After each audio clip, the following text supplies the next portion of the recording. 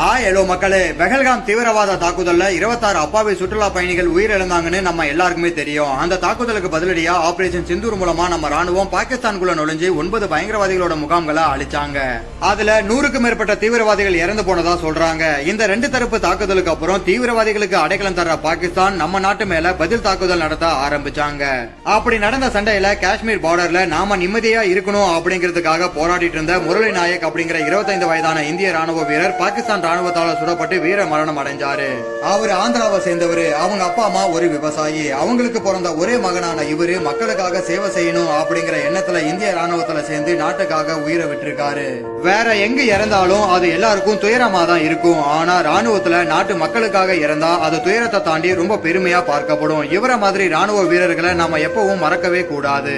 நமக்காக உயிர் தியாகம் செஞ்ச இந்த மாவீரனை உங்களுக்கு பிடிச்சிருந்தா வீடியோக்கு ஒரு லைக் போட்டு நம்ம சேனலை சப்ஸ்கிரைப் பண்ணிடுங்க.